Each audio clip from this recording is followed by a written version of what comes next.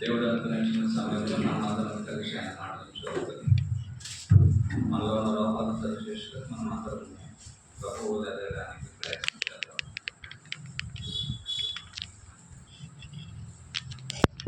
ఈ మనము ఆలోచించేటువంటి పాఠము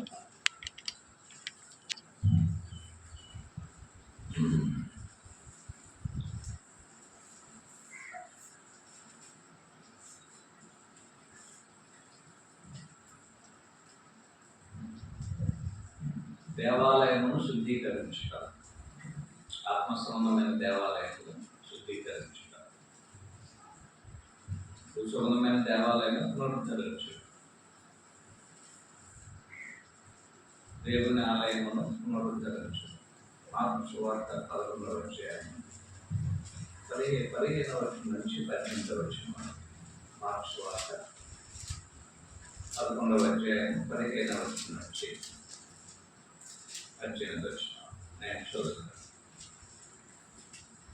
వారు యెరూషలేమునకు వచ్చినప్పుడు ఆయన దేవాలయంలో ప్రవేశించి దేవాలయంలో క్రయ విక్రయములు చేయవారిని వెళ్ళగొట్ట ఆరంభించి రూపలు మార్చు వారి బల్లలను, భూములను వారి పీఠములను పడదోసి దేవాలయం గుండా ఏ పాత్ర అయినను ఎవరిని కానేయకుండేవారు. మరియు ఆయన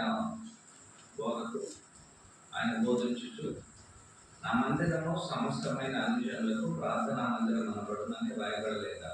అయితే మీరు దాన్ని దొంగల గోపుగా చేసిరన్నాడు. శాస్త్రులు ప్రధాన యాజకుల మాట విని ఆ జన సమూహం మంత్రి ఆయన బోధకు బహుగా ఆశ్చర్యపడి రొట్టె చూసి ఆయన భయపడి ఆయన ఎలాగో సంపాదించుతామని ఆ సమయం కొరకు చూసింది. ఇంకొక పాఠం ఏమిటంటే దీని నుంచి మనం నేర్చుకునేది దేవుని ఆలయమును దొంగల గృహగా చేస్తున్నారు. ప్రభుని యేసు యొక్క భూమి మీద జీవించిన దినాలలో ఆయన 33.4 సంవత్సరాలు యొక్క భూమి మీద జీవించారు. ఆ విధంగా జీవించేటప్పుడు అనేక రకాలైన పునరుద్ధరణ కార్యక్రమాలను ఆయన కొనసాగించడం జరిగాయి. మనుషులను పునరుద్ధరించారు. పాత నిబంధన చట్టాన్ని ఆయన పునరుద్ధరించారు. అనేకమైన సమస్యల మధ్య వారు అవగాహన లేకుండా ఉన్నప్పుడు, పారంపర్యాలు ఆచారాల విషయంలో వారు ఒక నిర్ణయానికి రాకుండా పరిస్థితిలో ఉన్నప్పుడు వాటన్నిటిని ఆయన పునరుద్ధరించారు. ఆరాధనను పునరుద్ధరించారు. ఎలాంటి మనుషులుగా మనము ఉండవలేనని దేవుడు కోరుకుంటున్నాడు. దాని కొరకు ఆయన పునరుద్ధరణ కార్యక్రమాన్ని నిర్వహించారు. దాంట్లో భాగంగా దేవాలయమును కూడా పునరుద్ధరించడము, దానికి ఆయన నైతికమైన బాధ్యతలు తీసుకొని యెరూషలేము మీద రావడం జరిగింది. ఇప్పుడు మనం చదివినట్లయితే మార్కు సువార్త 11వ అధ్యాయం అనేది 15వ వచనం నుంచి 18వ వచనం వరకు రెండవసారి దేవాలయాన్ని ఆయన శుభ్రపరచడం లేక పరిశుద్ధపరచడం, పునరుద్ధరించడం. యోహాను సువార్త 2వ అధ్యాయము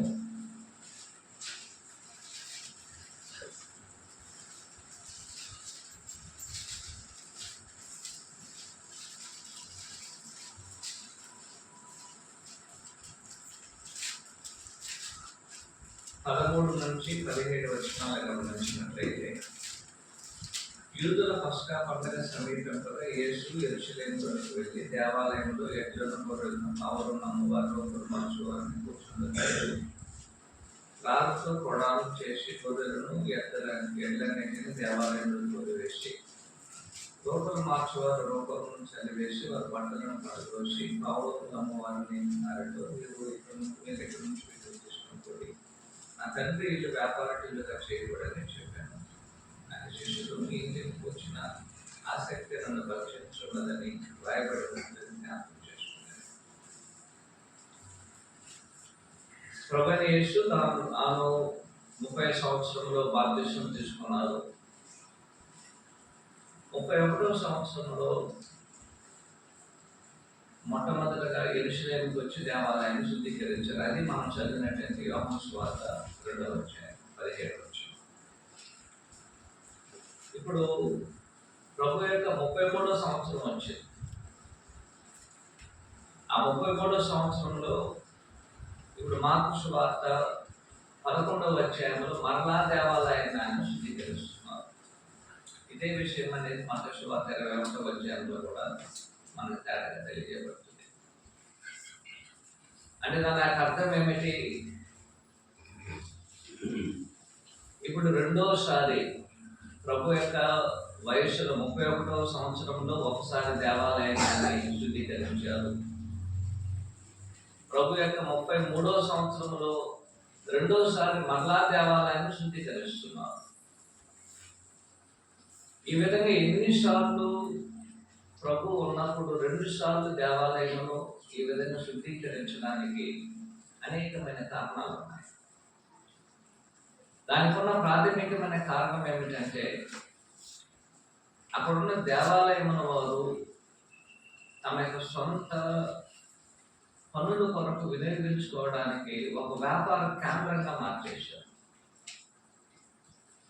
ఆనాడు యెరూషలేము పట్టణం అనేది చాలా పెద్ద పట్టణము. ఆ పట్టణంలో స్థలం అనేది చాలా విలువైనటువంటిది.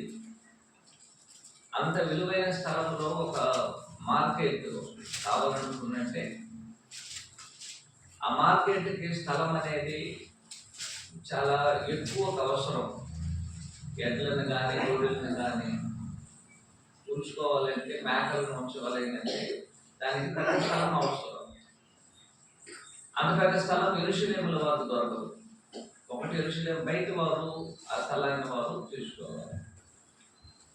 ఇప్పుడు ఇక్కడ ఉన్నటువంటి యాజకులు లేవీయులు ఏం చేశారంటే అక్కడున్న వ్యాపారులతో మాట్లాడుకొని ఎక్కడో యెరూషలేము బయటికి తీసుకెళ్తే దానివల్ల ప్రయోజనం అనేది చాలా తక్కువ కాబట్టి యెరూషలేము దేవాలయం యొక్క ఆవరణం అనేది పెద్దదన్నమాట, చాలా పెద్దది. సుమారు నుంచి ఒకేసారి ఒక 5,000 మంది 10,000 మంది కూర్చోడానికి అవకాశం ఉన్నటువంటి ఒక విస్తారమైనటువంటి స్థలం అది. వీళ్ళు ఏం చేశారంటే వ్యాపారస్తులతో మాట్లాడుకొని ఎక్కడో తీసుకెళ్ళి అమ్మడం కన్నా కూడా దాన్ని తీసుకొచ్చి ఏం చేయవచ్చు, మీరు దేవాలయం ఆవరణంలో పెట్టుకొని, మీరు లోపల దేవాలయం లోపల ఆవరణంలో పెట్టుకొని ఈ వ్యాపారం చేసుకోవచ్చు అని వాళ్ళతో బేరం ఆడుకొని వచ్చేటట్టు దాంట్లో సగం అనుకొని వారు ఇలాంటి ఒక ప్రక్రియను దేవాలయంలో పెట్టి చేయడాన్ని ప్రారంభించారు. ఇది ఎప్పటి నుంచి జరుగుతుందో మనకు తెలియదు, చాలా కాలంగా జరుగుతుంది. ఇంతకాలం జరుగుతున్నా సరే ఆ కార్యక్రమము అలాగే కొనసాగబడుతుంది. ప్రభు తన 31వ సంవత్సరంలో వచ్చారు. ఆయన 31వ సంవత్సరంలో వచ్చినప్పుడు దేవాలయాన్ని చూసినప్పుడు అది ఎలా కనబడిందంటే అది దేవాలయంగా కనబడతాం లేదు, ఆవరణంలో ప్రవేశించిన వెంటనే అది ఎలా కనబడుతుందంటే ఒక క్రయ విక్రములు చేసేటంటే ఒక వ్యాపారికి ఇల్లుగా కనబడింది. వెంటనే ప్రభు ఏం చేశారు, వెంటనే అక్కడ ఉన్నటువంటి ఎడ్లను గొర్రెలను వాటన్నిటిని అక్కడి నుంచి అక్కడ ఉన్నటువంటి తాళ్ళన్నిటిని తీసుకొని కొరడాగా చేసుకొని అక్కడి నుంచి వాటిని తరిమేశారు. పావురమును మార్చు వారితో చెప్పారు, అవి ఎక్కడి నుంచి తీసుకెళ్ళిపోండి అని చెప్పారు. అక్కడ రోకులు అంటే డబ్బులు మార్చేటువంటి వారు. డబ్బులు మార్చడం అంటే ఇప్పుడు వేరే దేశం నుంచి వచ్చేటువంటి వారి యొక్క డాలర్స్ అనేది ఇప్పుడు భారతదేశంలో తీసుకొచ్చి అది మారకపోవచ్చు. మన దేశంలో ఉన్న రూపాయిని తీసుకెళ్ళి అమెరికాలో ఉన్నటువంటి ఒక షాపులో ఇస్తే దీన్ని ఏది పెద్ద కాగితం తప్ప వారి దృష్టిలో అది విలువలేదు. అందువల్ల దాన్ని ఏం చేస్తారంటే ఎక్స్చేంజ్కి వెళ్ళి ఒక ఒక $85 మనం చెల్లిస్తే దానికి $1 అనేది ఇవ్వబడుతుంది.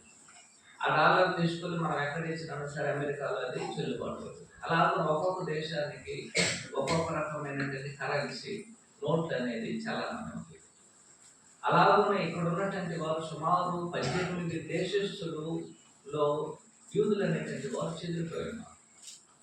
ఈ 18 దేశస్తులో ఉన్నటువంటి వారు తమ డబ్బులు తీసుకొస్తారు. వారు డబ్బులు తీసుకొచ్చినప్పుడు యెరూషలేములో అన్ని కానుకలు దేవుడు చెల్లించడానికి వాళ్ళ డబ్బులు వేస్తే సరిపోలేదు. కాబట్టి యెరూషలేములో ఏ ధనం అయితే చలామణి అవుతుందో ఆ యొక్క ధనమును వారు అక్కడ ఉన్నటువంటి వ్యాపారస్తుల దగ్గరికి వెళ్ళి తమ యొక్క ధనమును వారికి అనుగ్రహించి దానివల్ల కలిగేటువంటి అక్కడ యెరూషలేములో చెల్లేటువంటి ఆ దేనాలను వారు తీసుకొని దానిని వారు కానుకలుగా వేయడము, లేక దానిని తీసుకొని వారు బలులు అర్పించడానికి జంతువులు కొనడం అనేది జరుగుతుంది. అంటే 18 దేశంలో ఉన్నటువంటి వారు ప్రతి సంవత్సరం 3 సార్లు దేవుని యొక్క ఆలయం దగ్గరకు రావాలి. ప్రతి పురుషుడు రావాలి. అది దేవుని యొక్క ఆజ్ఞ. వచ్చేటప్పుడు వారు ఒంటి చేతులతో రాకూడదు, దేవునికి బలులు అర్పించాలి. వారి స్థాయి కొలది మధ్య తరగతి వారు, ధనవంతులు, పేదవారు ఉంటారు. వారి స్థాయి కొలది ధనవంతులైనటువంటి వారు ఎద్దులను చేయవచ్చు, మధ్య తరగతిగా ఉన్నటువంటి వారు మేకలను, గొర్రెలను అర్పించవచ్చు. ఇంకా దానికన్నా తక్కువ ఉన్నటువంటి వారు పావురములను కూడా దేవునికి బలి అర్పించవచ్చు. ఇప్పుడు ఒక దేశంలో ఉన్నటువంటి వారు అక్కడున్న మంచి ఆవులను, ఎడ్లను, గొర్రెలను అంత దూరం వారు నడిపించుకోగలరు. అంత దూరం నడిపించుకుంటే అప్పుడు వచ్చేటువంటి ట్రాన్స్పోర్ట్ అనేది నడుచుకొని రావడమే. ఇంత దూరం వాటిని తీసుకురావడం వలన కొన్ని సందర్భాల్లో ఎద్దులు, ఆవులు అనేటువంటివి చచ్చిపోతుంది ఆ వాతావరణ పరిస్థితులు మారినప్పుడు. రెండోది, అంత దూరం అది నడుచుకుంటూ వచ్చేటప్పటికి చాలా బలహీనం అయిపోతుంది, రోగం వచ్చేస్తుంది. దేవుని సన్నిధికి వచ్చేటప్పటికి అది రోగంతో ఉంటుంది కాబట్టి బలికి అంగీకరించదు. అందువల్ల ఏం చేస్తారంటే వారి దేశంలో ఉన్నటువంటి ధనాన్ని తీసుకొచ్చి యెరూషలేములో అక్కడ ఉన్నటువంటి రోగులు ఇచ్చేటువంటి వారి ధనాన్ని మార్చుకొని ఆ ధనముతో వారికి అవసరమైనటువంటి జంతువులు కొనుక్కొని దేవునికి బలి అర్పించేటువంటి వారు. ఈ విధంగా అనేక సంవత్సరాలుగా జరుగుతుంది. కానీ ప్రభువైన యేసుక్రీస్తు వారు తన 31వ సంవత్సరంలో దేవాలయానికి వెళ్ళినప్పుడు ఈ వ్యాపారం అనేది బయట జరగడం లేదు, దేవాలయం లోపల జరుగుతుంది. దేవాలయం లోపల జరుగుతుంది. ఆయనకి చాలా ఆశ్చర్యం వేశారు. వెంటనే వాటన్నిటిని తరిమేశారు. మొదటి సంవత్సరంలో అది జరిగిందండి, 31వ సంవత్సరంలో. ఇప్పుడు మరలా ప్రభువైన యేసుక్రీస్తు వారు 33వ సంవత్సరంలో మరలా దేవాలయానికి వస్తున్నారు. ఇది చివరిగా ఆయన దేవాలయం చూసేటువంటి ఒక సమయం. ఆ తర్వాత 33వ సంవత్సరంలో రెండోసారి దేవాలయానికి వచ్చినప్పుడు ఆ దేవాలయం ఇప్పుడు ఏ విధంగా కనపడుతుందంటే దొంగల గుహగా కనపడుతుంది. అంటే దొంగల గుహ అంటే దాని అర్థం ఏమిటి? దొంగతనం చేసేటువంటి వారు ఎక్కడెక్కడ వాటిని దొంగిలేస్తారు. ఆవుల్ని, ఎద్దుల్ని, గొర్రెలను, మేకలను, ధనాన్ని దొంగిలేస్తారు. దొంగిలించినటువంటి వారు ఏం చేస్తారంటే వాటన్నిటిని భద్రంగా దాచుకోవడానికి ఒక గుహను కనిపెట్టి ఆ గుహలో భద్రంగా ఎవరికి కనపడకుండా దాచుకుంటారు. ఏ విధంగా అయితే వారు ఒక గుహను కనుక్కొని తాము దొంగిలించినటువంటి వాటిని కాపాడుకోవడానికి ఆ గుహను ఉపయోగించుకుంటున్నారో, అలాగే తాము వ్యాపారం చేయడానికి ఈ జంతువులను, ఈ మేకలను, ఎడ్లను మరియు గొర్రెలను, మేకలను, రోకలు అమ్మేటువంటి వారిని అలాగే దేవుని యొక్క ఆలయమును వారు ఉపయోగించుకున్నారు. ఇది ప్రభువైన యేసుక్రీస్తు వారికి చాలా ఆశ్చర్యం వేసింది. చాలా ఆశ్చర్యం వేసిన వెంటనే ఆయన ఏం చేశారంటే అక్కడ ఉన్నటువంటి వారిని గద్దించారు. ఆయన ఏమని గద్దించారంటే అక్కడ గడ్డలన్నించి అక్కడి నుంచి బయటికి పంపించేశారు. గోవలు కలిగినటువంటి వారిని తీసుకెళ్ళిపోమని చెప్పారు. రెండోసారి ఇది. మూడోసారి ఏం జరిగింది? రోకలు మార్చేటువంటి వారు రోకలు అక్కడి నుంచి ఆయన తీసుకెళ్ళిపోమని చెప్పి ఏ విధమైనటువంటి పాత్రలు ఈ లోపల రాకున్నట్లు జాగ్రత్తగా ఆయన చూసుకోవడం జరిగింది. అయితే గమనించండి, రోకలు మార్చేవారుగా ఉన్నాను, ఎడ్లను, మేకలను కలిగి ఉన్నాడు. సరే, ఎవరికైనా నష్టం కలిగచ్చు. ఏ యొక్క జంతువు కానీ ఏ జంతువును కూడా ఆయన గాయపరచలేదు. ఏ విధానంలో కూడా ఏంటి ఇక్కడ అక్కడ ఉన్నట్టు పడినటువంటి తాళ్ళన్నిటిని ఒక ఒక ఒక జాతీయంగా చేసుకొని వాటన్నిటిని అక్కడ నుంచి మెల్లగా తరివేశారు. గొర్రెలు కూడా అలాగే తరివేశారు. పావురములాన్ని విడిచిపెట్టలేదు. పావురం లంగవార్త చెప్పారు, పావురాలన్నింటినీ అక్కడ తీసుకెళ్ళిపోండి అని చెప్పారు. అయితే దాన్ని వదిలితే పారిపోతుంది. రోకలు అమ్మేటంటే వారి యొక్క బల్లను త్రోసేసారు. కింద పడిపోయిన సార్ రోకలు అనేది చెడిపోదు కాబట్టి మళ్ళీ దాన్ని తీసుకొని వారు దాన్ని భద్రం చేసుకోవచ్చు. కాబట్టి అన్ని రకాలైనటువంటి పరిస్థితులను ఆయన అవగాహన చేసుకొని అక్కడ ఆయన దేవాలయం ఆయన చేశారు. ఆయన పునరుద్ధరించడం జరిగింది. ఇక నుంచి మనం ఆలోచన చేయాల్సిన విషయం ఏమిటంటే, యేసుక్రీస్తు వారు చెప్పారు ఇది దేవుని యొక్క మందిరము. ఎందుకు ఆయన చేశారంటే ఆ విధంగా యేసుక్రీస్తు ప్రభువు ఏం చెప్పారు ఆ యొక్క విషయం గమనించండి. 17వ వచనంలో ఆయన మరియు ఆయన బోధించు మార్కు సువార్త 11:17 మరి ఆయన బోధించు నా మందిరము సమస్తమైన అనుచరులకు ప్రార్థనా మందిరం అనబడును. యెరూషలేములో ఉన్నటువంటి ఆ దేవాలయం అనేది దేవుని యొక్క మందిరం. అది దేవుని యొక్క మందిరము. దేవుని యొక్క మందిరం అంటే దానికి అర్థం ఏమిటి? అది పరిశుద్ధమైనది. దేవుని యొక్క మందిరం అనేది పరిశుద్ధమైనది. అనేక సార్లు దేవుని యొక్క లేఖనములు అనేది దేవాలయం చూసి చెప్పబడుతున్నప్పుడు అది పరిశుద్ధమైనదని దేవుని యొక్క లేఖనములు స్పష్టంగా మనకి తెలియజేస్తుంది. అలాంటి ఒక దేవాలయమును ఆనాడు ఇశ్రాయేలీయులు కట్టుకొని దేవుని వారు ఆరాధించడానికి ఆనాడు దాన్ని వారు ఉపయోగించారు. కాబట్టి ఆ యొక్క మందిరం అనేది పరిశుద్ధమైనటువంటిది. రెండవది, ఆ మందిరం అనేది దేవుని యొక్క దైవ కార్యక్రమాలు నిర్వహించడానికి ఉపయోగించబడినటువంటి కేంద్రం. అది ఆ యొక్క మందిరం అనేది ఎలాంటిదండి? దేవుని కార్యక్రమాలను, దైవ కార్యక్రమాలు జరిగించడానికి దేవుడు వాటిని ఒక కేంద్రంగా ఉపయోగించుకున్నాడు. అలాంటి ఒక దేవాలయం అది. మూడవది ఏమిటి? అక్కడ ఆ యొక్క దేవాలయం అనేది పరిశుద్ధమైనది గాను, పవిత్రమైనది గాను, మరియు అదంతా కూడా దేవుని కార్యక్రమాలు నిర్వహించడానికి అనుకూలమైనదిగా చేసి పెట్టాలి. దేవాలయం చూసిన వెంటనే ఎవరొక మనసు అనేది నొచ్చుకొనకూడదు. ఒకప్పుడు ఏలి కుమారులు అయినటువంటి ఇరువురు ఏం చేశారు? ఏలి కుమారులు ఇరువురు ఉన్నారు. 1 సమూయేలు గ్రంథము 2వ అధ్యాయంలో ఈ విధంగా తెలియజేయబడింది. 1 సమూయేలు గ్రంథం 2వ అధ్యాయం తీసుకోండి. ఆనాడు దేవాలయం అనేది ఏ విధంగా ఉంచబడినదో ఇక్కడ ఆయన తెలియజేసినట్టు ఒక సందర్భం గమనించాను. 1 సమూయేలు 2వ అధ్యాయము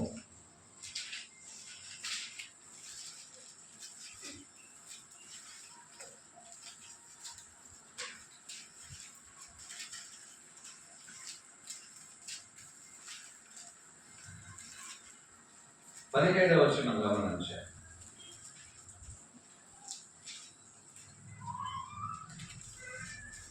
ఏలీ కుమారుడు 12వ వచనంలో ఏలీ కుమారులు యెహోవా ఎరగని మిక్కిలి దుర్మార్గులైరి. ఏలీ కుమారులు ఎలా ఉన్నారంటే చాలా మిక్కిలి దుర్మార్గులైరి. అంత దుర్మార్గంగా చేయబడ్డారు. ఎలాగయ్యారంటే అని చెప్తున్నారు గమనించండి. 17వ వచనంలో అందువలన ఆ జనులు యెహోవాకు నైవేద్యం చేయటం అసహ్యపడుటకు ఆ యవ్వనులు కారకులైరి. దాని అర్థం ఏమిటి? దేవుని యొక్క సన్నిధికి వచ్చి వారు దేవునికి అర్పణలు వారు చెల్లించారు. ఆ విధంగా చెల్లించడానికి ఆ దేవాలయం అనేది అనుకూలమైన స్థలంగా ఉండాలి. అలాంటి అనుకూలమైన స్థలంగా ఉండడానికి బదులుగా అక్కడ మనుషులు రావడానికి అసహ్యపడ్డారు. దానికి కారణం ఏమిటంటే అక్కడ ఉన్నటువంటి ఏలి కుమారులు చేసినటువంటి దుర్మార్గత. అలా ఏం చేయబడకూడదు? దేవాలయం అనేది ఎన్నడూ చేయబడకూడదు. ఎన్నడూ కూడా దేవాలయం అనేది ఆ విధంగా ఉండకూడదు. అంటే అది ఒక క్రమశిక్షణతో దేవునికి బలులు అర్పించడానికి దేవుడు ఏర్పాటు చేసినటువంటి కేంద్రం అది. 4వది గమనించండి. ఈ యొక్క దేవాలయం గురించి ప్రభు మాట్లాడుతూ ఆ దేవాలయం అనేది ఎలాంటిదని చెప్తున్నాడు ఆయన? ప్రార్థనా మందిరము. మార్కు సువార్త 11వ అధ్యాయము 17వ వచనంలో ఆయన మరియు ఆయన బోధించుచు నా మందిరము సమస్తమైన అనుజనులకు ప్రార్థనా మందిరం అనబడును. కాబట్టి దేవుని యొక్క ఆలయం అనేది ఎలాంటిదండి? ఒకటి, అది పరిశుద్ధమైనది. రెండోది, దైవ కార్యక్రమాలు నిర్వహించడానికి కేంద్ర స్థలం అది. 3, దేవుని యొక్క ఆలయం ఎలాంటిదంటే ఒక క్రమశిక్షణ కలిగినటువంటిది. 4వది ఎలాంటిదంటే అది ఎలాంటిది? ప్రార్థనా మందిరంగా పిలువబడుతుంది. సమస్తమైన మనుషులు తమ యొక్క ప్రార్థనలను, తమకు దేవుని చెల్లించాల్సినటువంటి విన్నపములను, విజ్ఞాపనలను దేవుని చెల్లించడానికి దేవుడు ఆ మందిరమును ఏర్పాటు చేయడం జరిగింది. అది ఆనాడు భూస్వామ్యమైన దేవాలయం గురించి మనము చదవడం. అలాగనే సంఘము కూడా పరిశుద్ధమైనదే. ప్రభు యొక్క సంఘము కూడా అలాంటిదండి, పరిశుద్ధమైనటువంటిది. ఆనాడు భూస్వామ్యమైన దేవాలయం ఎలాగైతే పరిశుద్ధమైనది అని దేవుడు సెలవిచ్చారో, అలాగనే ఈనాడు ప్రభు యొక్క సంఘము కూడా పరిశుద్ధమైనటువంటిది.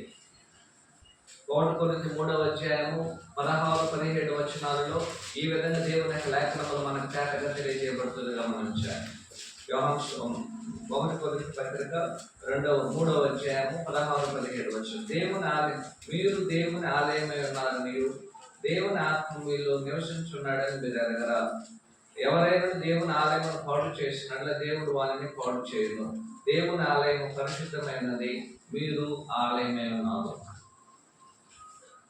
దేవుని ఆలయం ఎలాంటిదండి? పరిశుద్ధమైనది. దేవుని ఆలయం పరిశుద్ధమైనటువంటిది.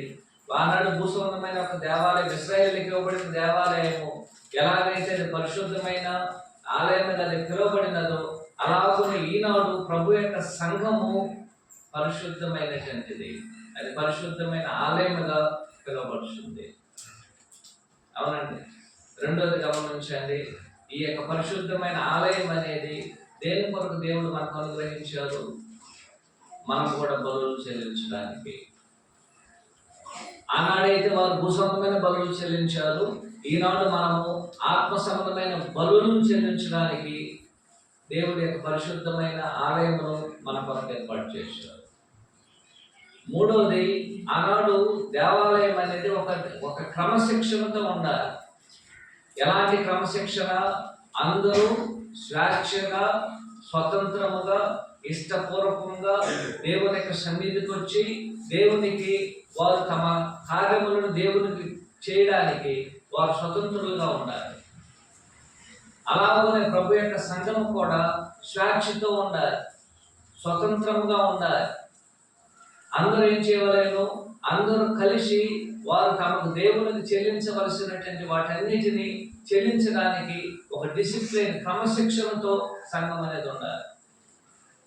4వది ఏమిటంటే, ఆనాడు భూసంబంధమైన దేవాలయం ఎలాగో ప్రార్థన మందిరమై ఉన్నదో, అలాగనే ఈనాడు ప్రభు యొక్క సంఘము కూడా ప్రతి ఒక్కరు తమ తమ విన్నపములను, విజ్ఞాపనలను, తమ యొక్క ప్రార్థనలను, మనవులను దేవునికి చెల్లించడానికి ఇది అనుకూలమైనటువంటి ఒక స్థలంగా ఉండాలి.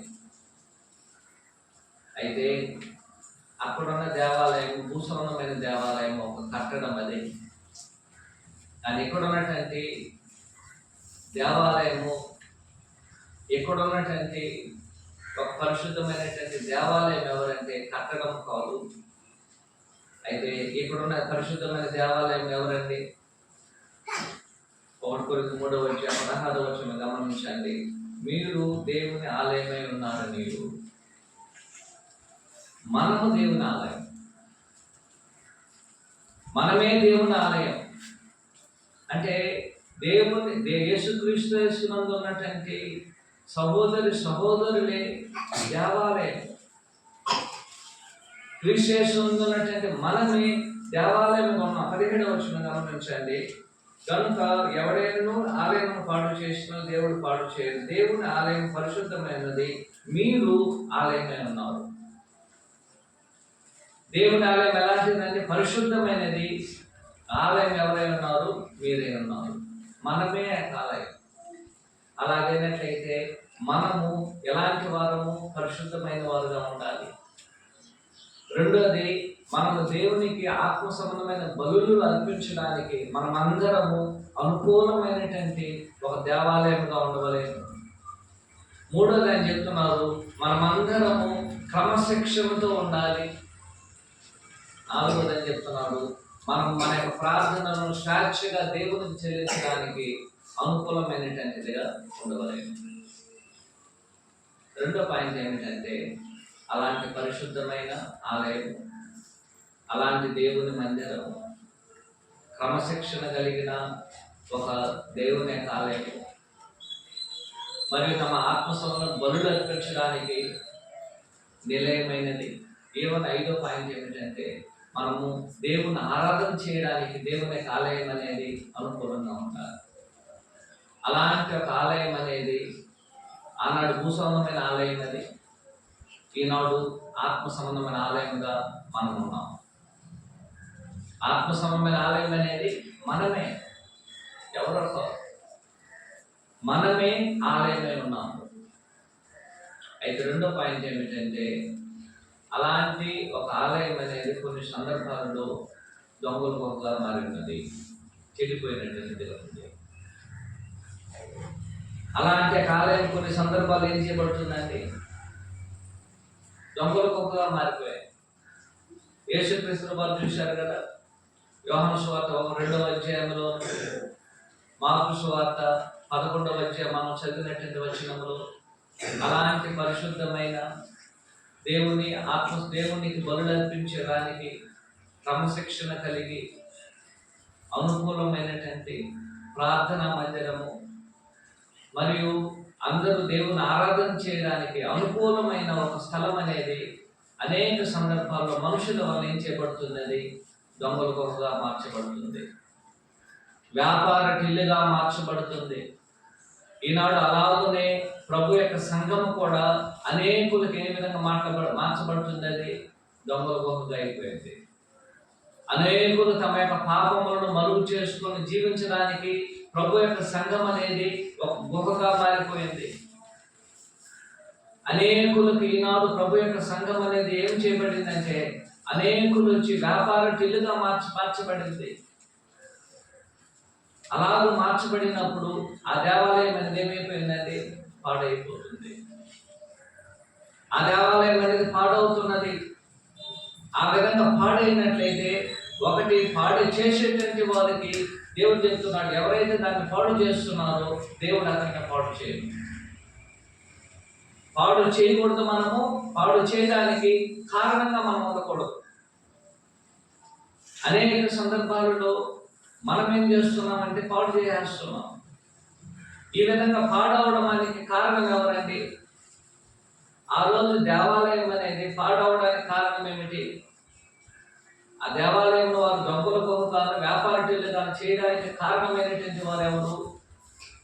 బయట ఉన్నటువంటి వాళ్ళు కాదు, దేవాలయంలో ఉన్నటువంటి వారే. ఆ దేవాలయంలో ఉన్నటువంటి యాజకులు, ఆ దేవాలయంలో ఉన్న లేవీలు, ప్రధాన యాజకులు, శాస్త్రులు, ధర్మశాస్త్రోపదేశకులే ఆ దేవాలయం లోపల అలాంటి కీడు అనేది కలగడానికి వారే కారణమయ్యారు. ఈనాడు సంఘం అనేది పాడవడానికి బయట ఉన్నటువంటి వారు కారణం కాకపోవచ్చు. సంఘము చెడిపోవడానికి బయట ఉన్నటువంటి వారు కారకులు కాదు. సంఘము చెడిపోవడానికి, పాడైపోవడానికి, చెదిరిపోవడానికి, సహవాసం కోల్పోవడానికి, అపవిత్రమైనదిగా మార్చబడడానికి కారణము సంఘంలో ఉన్నటువంటి వారే. ఇప్పుడు సముద్రంలో ఒక పడవ వెళ్తుంది అనుకోండి. ఆ పడవ వెళ్తున్నప్పుడు చుట్టూ సముద్రంలో పడవ చుట్టూ నీళ్ళు ఉంటుంది. అయితే ఆ పడవకు వచ్చి ఏ విధమైన హాని లేదు, దానివల్ల నష్టమే లేదు. ఎంత నీళ్ళైనా పడవ చుట్టూ ఉండవచ్చు, దానివల్ల పెద్ద నష్టం అనేది లేదు. కానీ అదే నీళ్ళు అనేది పడవ లోపలికి వచ్చినట్లయితే పడవ అనేది ఏమైపోతుంది? మునిగిపోతుంది. పడవ అనేది మునిగిపోతుంది. అందువలన దుష్టత్వం అనేది బయట ఉన్నది, లోకమంతా కూడా దుష్టత్వంతో ఉంది, సాతాన ఆధీనంలో ఉంది. అందువల్ల మనకు నష్టం లేదు, అందువల్ల మనకు సమస్య లేదు. కానీ అదే దుష్టత్వం అనేది సంఘం లోపలికి వచ్చినట్లయితే అదే అపవిత్రత అనేది సంఘం లోపలికి వచ్చినట్లయితే ఆ సంఘం అనేది ఏమైపోతుంది? పాడైపోతుంది. ఆ సంఘం అనేది సహవాసాన్ని కోల్పోతుంది. పరిశుద్ధమైనది అపవిత్రపరచబడుతుంది. క్రమశిక్షణ కలిగింది క్రమశిక్షణ లేనిదిగా మారిపోతుంది. అనుకూలమైనటువంటిది అనుకూలం లేనటువంటిదిగా మార్చుతుంది. దేవుని ఆరాధించడానికి బదులుగా మనం దేవుని ఆరాధించకుండా వ్యర్థంగా ఆరాధించడానికి కారణం అవుతుంది. దానికి ఉన్న ఒకే ఒక కారణం ఏమిటంటే సంఘములో ఉన్నవారే తప్ప సంఘము బయట ఉన్నటువంటి వారు కాదు. మనం ఇక్కడ దేవాలయానికి వచ్చి చూస్తున్నాం. దేవాలయం లోపల ఎడ్లను లేకపోతే గొర్రెలను మేకలను పావురములను రూపలు మార్చేవారు ఉన్నారా? దేవాలయానికి బయట ఉన్నారా? దేవాలయానికి బయట ఉండి యేసుక్రీస్తు వారికి దాన్ని ఆ విధంగా వెలగొట్టాల్సిన అవసరమే లేదు. దేవాలయంలో ఉన్నది కాబట్టి ఆయన వెలగొడుతున్నారు. ఈనాడు సంఘములో ఉన్నటువంటి అనేక సందర్భాలు అనేకమైన స్థానిక సంఘాల్లో దుష్టత్వం అనేది ఉంటుంది, లేదని చెప్పడం లేదు. ఆసియాలో ఉన్నటువంటి 7 సంఘాలు ప్రకటన గ్రంథంలో మొదటి 3 అధ్యాయాలు చెప్పబడింది. ఆ 3 అధ్యాయాల్లో మనం మాట్లాడగలిగినప్పుడు ఆ 3 అధ్యాయాల సంఘాల్లో ఒక సంఘాన్ని మినహాయించి అన్ని 6 సంఘాల్లో దుష్టత్వం అనేది సంఘములో ఉంది. అందువలన సంఘం అనేది పాడైపోయింది. సంఘం అనేది సంఘానికి బయట దుష్టత్వం ఉన్నట్లయితే దానివల్ల సమస్య లేదు. సంఘము పాడైపోవడానికి, చెదిరిపోవడానికి, సహవాసాన్ని కోల్పోవడానికి, నష్టం కలగడానికి కారణమైనటువంటిది సంఘములో ఉన్నవారమైనటువంటి వారే కానీ సంఘములకు బయట ఉన్నటువంటి వారు కాదు. సంఘములకు బయట ఉన్నటువంటి వారు సంఘం పాడైపోవాలని అనుకోవచ్చు. కానీ సంఘంలో ఉన్నటువంటి వారు నిర్ణయిస్తారు తప్ప ఆలోచన చేయగలిగిన జ్ఞానము, తెలివి, బుద్ధి ఉండగలిగినప్పుడు మాత్రమే సంఘం ఏ విధానంలో కూడా పాడైపోకుండా ఉండడానికి అవకాశం అనేది ఉంటున్నది. ఎందుకు సంఘం అనేది ఆనాడు దేవాలయంలో వారు ఎడ్లను పావురములను అక్కడ ఉన్నటువంటి రూపలు మార్చి వారికి ఏర్పాటు చేసుకున్నారండి. ఆ విధంగా దేవాలయం వారు పాడు చేయడానికి గల కారణాలు ఏమిటి? సుమారు 5 కారణాలు. దేవాలయం వారు పాడు చేయడానికి గల 5 కారణాలు ఉన్నాయి. 5 కన్నా ఇంకా కూడా ఎక్కువ ఉండవచ్చు. దాంట్లో మొదటిది ఏమిటంటే ధనాపేక్ష. ధనాపేక్ష అనేది వారు సంఘములోనికి ఎడ్లను, దూడలను, ఆవులను, గొర్రెలను, మేకలను మరియు పావురములను రూపం తీసుకురావడానికి కారణమైంది. సంఘం పాడైపోవడానికి మొదటి కారణం ఏమిటంటే ధనాపేక్ష. ధనాపేక్ష సమస్తమైన కీడులకు మూలము. ధనాపేక్ష అనేది ఎలాంటిదండి? సమస్తమైన కీడులకు మూలం అది. ధనాపేక్ష పరుడు సంఘంలో ఉన్నట్లయితే సంఘం అనేది చెడిపోతుంది. ఎల్లప్పుడూ ధనాన్ని గురించి ఆలోచన చేయడం, ఎల్లప్పుడూ ధనాన్ని గురించి ఎలా వస్తుంది, ఏం చేయాలి అనేసి ఒక విశ్లేషణ కలిగి అనేకమైన సందర్భాల్లో ధనాన్ని మనము ముందుకు తీసుకొచ్చినట్లయితే సంఘం పాడైపోతుంది. సంఘానికి అవసరమైనది పరిశుద్ధత, సంఘానికి అవసరమైనటువంటిది క్రమశిక్షణ, సంఘానికి అనుకూలమైనటువంటిది దేవుని మనం ఆరాధించడానికి కావలసినటువంటి అనుకూలత. సంఘం అనేది ప్రార్థన మందిరంగా పిలువబడాలి. సంఘం అనేది ఆరాధన చేయడానికి, మనమందరం మన జీవితాలను మార్చుకోవడానికి సంఘం కేంద్రంగా ఉండవలైన కానీ ధనాపేక్ష కేంద్రంగా ఉండకూడదు. ఈనాడు అనేకమైన స్థానిక సంఘాలు మనము తెలుసో తెలియకుండా బయట ప్రపంచంలో చూసినప్పుడు పెద్ద పెద్ద స్థానిక సంఘాలు కూడా పాడైపోయింది. దానికి ఒకే ఒక కారణం ఏమిటంటే ధనాపేక్ష, అధికారము. ఇవన్నీ మనుషులు ఏం చేస్తుంది? పాడు చేస్తుంది. సంఘములో ఉన్నటువంటి వారు అలాంటి ఒక ఆలోచన కలిగి ఉన్నట్లయితే సంఘాన్ని ఏం చేయడానికి అవకాశం అనేది ఉంటున్నది? వారు పాడు చేసుకోవడానికి అవకాశం అనేది ఉంటున్నది. రెండోది, సంఘములు అలాంటి అపవిత్రత లేక వారు దేవాలయంలోనికి అలాంటి వాటిని తీసుకురావడానికి గల కారణం ఏమిటంటే అవిశ్వాసం. దేవుని విశ్వాసము లోపించడం, యేసుక్రీస్తు నందు విశ్వాసము లోపించడం, దేవుని యొక్క లేఖనములందు విశ్వాసము లోపించడం, ఇవన్నీ మనుషుడు తనకున్న అవిశ్వాసమును బట్టి అనేకమైన ఆలోచనలు చేసి, అవిశ్వాసములు అనేకమైన ఆలోచనలు, విశ్వాసం వలన కలిగే ఆలోచనలు కావు.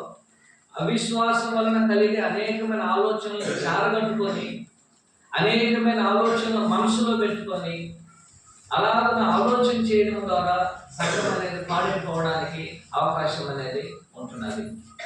మూడోది ఏమిటంటే,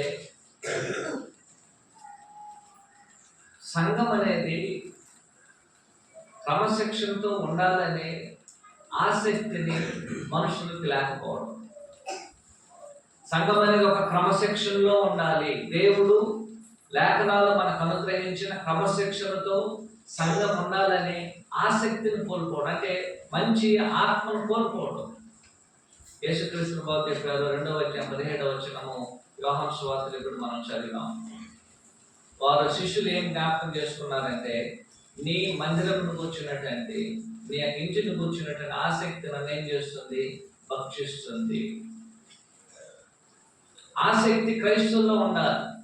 అయా సంఘం అనేది దేవునిది, సంఘం అనేది యేసుక్రీస్తు ప్రభువుది, నాదో మీదో కాదు. ఈ సంఘం అనేది ఏ విధంగా ఉండవలేదో అది పరిశుద్ధమైనదిగా ఉండాలి, క్రమశిక్షణ కలిగి ఉండాలి, దేవుని బలిలో అర్పించడానికి అనుకూలంగా ఉండాలి, దేవుని ఆరాధించడానికి స్వేచ్ఛను కలిగి ఉండాలి, ఈ విధంగా దేవునికి ప్రార్థన చేయడానికి మనందరికీ అది సమానమైనటువంటి అనుకూలతలు ఇవ్వాలి అనే ఆలోచనలతో మనమందరికి మనసులో ఉండాలి. ఆసక్తి ఉండాలి.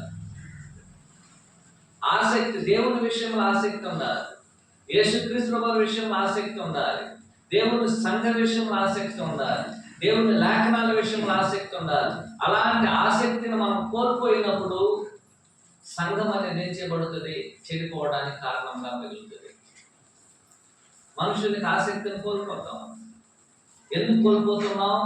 ఎందుకంటే మనకున్న అవిశ్వాసము, మనకున్నటువంటి ఒక ధనాపేక్ష, మనకున్నటువంటి ఆలోచనలు అనేది, అంటే విశ్వాసంతో ఆలోచన చేస్తే ఆలోచనలు అనేది బేరతలమైనది, అవిశ్వాసంతో ఆలోచన చేస్తే ఆలోచనలు అనేది భిన్నమైనది.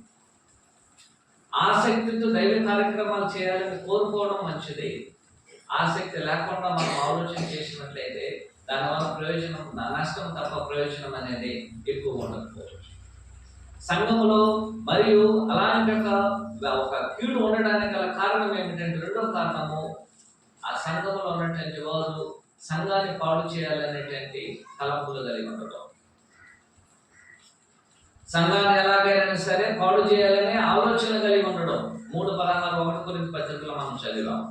ఎవడైనా సంఘమును పాడు చేసిన పాడు చేయాలనేటువంటి కోరిక కలిగి ఉండడం, ఎలాగైనా సరే నాశనం చేయాలి, ఎలాగైనా సరే దీనిని మనం విభజించాలి, ఎలాగైనా సరే మనం ఆధిపత్యం చలాయించాలి, ఎలాగైనా సరే మనం అందరం కలిసి సంఘ విషయంలో ఏదో ఒకటి చేసేయాలనే ఒక తప్పైన ఆలోచనలు సంఘము పాడు చేయడానికి కారణము.